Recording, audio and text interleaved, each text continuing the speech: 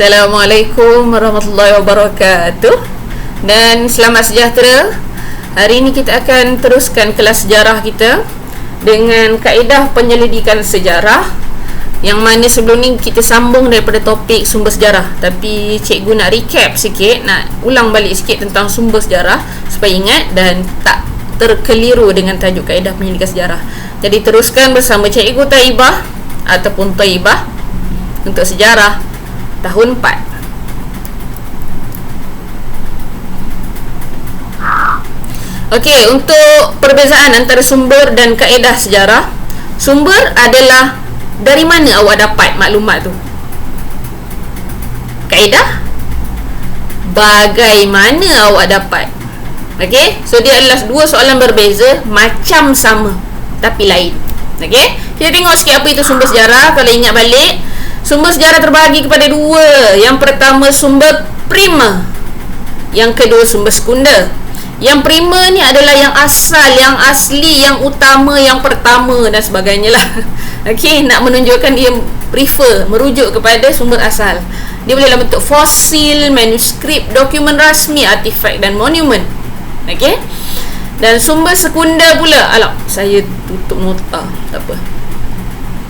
So sumber sekunder ni boleh juga ditafsir sebagai sumber kedua, tapi bila fikir-fikir balik tak sesuai, sebab mungkin artifak yang sama telah dikaji oleh beratus orang, berpuluh orang, beribu orang dan menghasilkan pelbagai penulisan. So sumber sekunder tak sesuai ditafsir sebagai sumber kedua, tapi adalah penulisan yang dihasilkan daripada sumber kajian yang asal. Okey, dia boleh dalam bentuk buku, majalah, risalah, akhbar dan sebagainya. Apa-apa jenis penulisan itu digolongkan dalam sumber yang sekunder. Okey, kita teruskan tajuk hari ini dengan kaedah penyelidikan sejarah. Dah tahu tadi sumber sejarah. Kaedah, bagaimana awak dapat maklumat sejarah. Okey, kita teruskan kaedah yang pertama, iaitu arkeologi. Ia adalah macam mana cara awak dapat sumber tersebut daripada sumber primer. Okey, menggunakan kaedah cari gali ataupun ekskavasi. Bahan mungkin diperoleh dalam bentuk fosil, tembikar, bahan logam, kulit siput, apa-apa saja.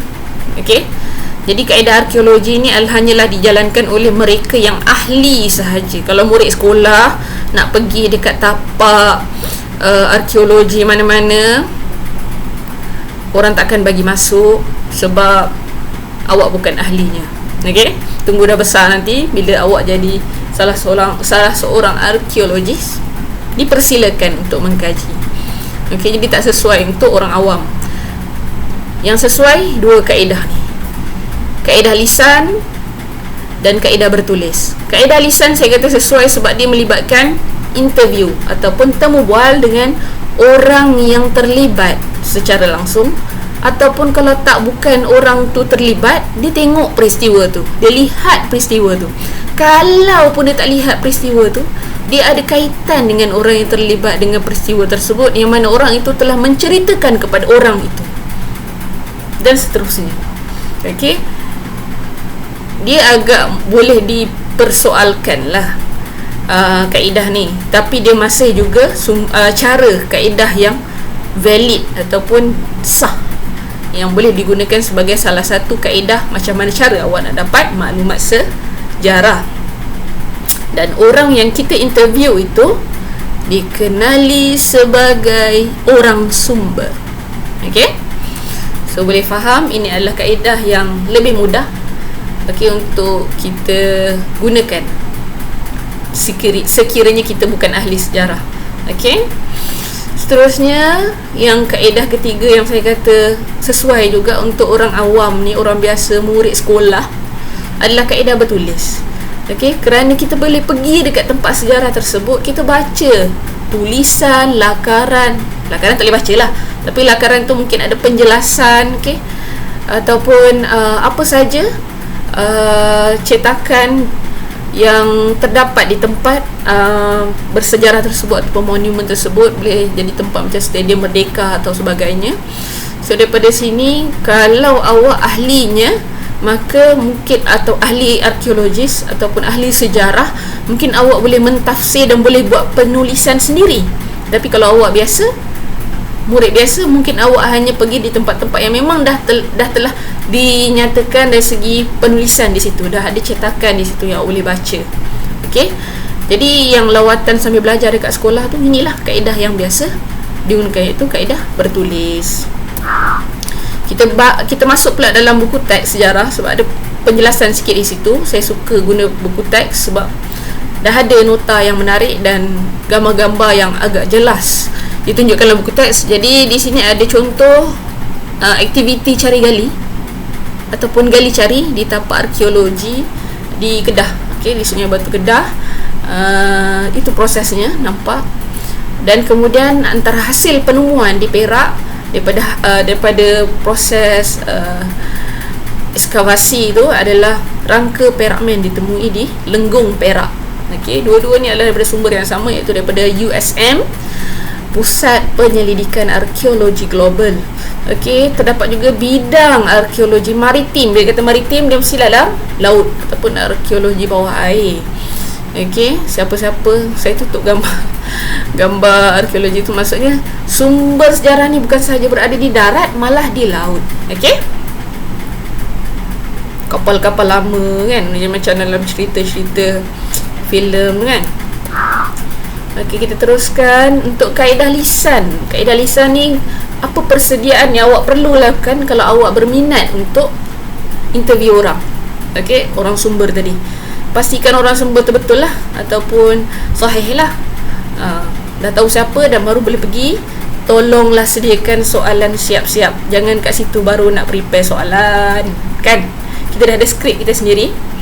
Okey, kita temu bual, kemudian kita rakam, kita salin dan kita boleh buat penulisan sejarah. Okey, seterusnya dan yang terakhir, kaedah bertulis. Untuk kaedah bertulis ni, cara-cara persediaan untuk kaedah bertulis, yang pertama, awak kena kenal pasti sumber sejarah tersebut. Okey, awak nak pergi dekat tempat sumber prima ataupun sekunder, terpulang. Okey, kemudian kumpul sumber sejarah, sama ada daripada sumber prima ataupun sekunder. Bila kumpul, awak boleh mentafsir maklumat yang awak baca tersebut. Dan kemudian kalau awak berkebolehan untuk menulis, biasanya ni dalam bukan murid sekolah lah untuk buat penulisan ni, sesiapa sahaja, tapi bukan orang-orang sembarangan lah untuk buat penulisan, sebab dia akan jadi bahan bacaan. Okey, siapa nak terbitkan bahan bacaan kita kalau kita bukan sesiapa-siapa kan, ataupun budak sekolah saja kan. Tapi ni nak katanya, kalau kaedah bertulis ni lebih ramai orang boleh terlibat, tetapi masih memerlukan pengesahan untuk siapa yang boleh melakukan penerbitan bahan tersebut. Boleh tulis tapi tak semestinya diterbitkan. Okey, jadi terima kasih untuk murid-murid yang sudi mendengar cikgu membebel berletih dalam ni. Ada sebelum soalan, cadangan, respon tentang video saya ini, boleh tinggalkan komen di bawah, ataupun saja nak drop the comment, dipersilakan. Jadi jumpa lagi dalam kelas akan datang. Saya Cikgu Thaibah akan bersama anda lagi. Bye bye. Assalamualaikum.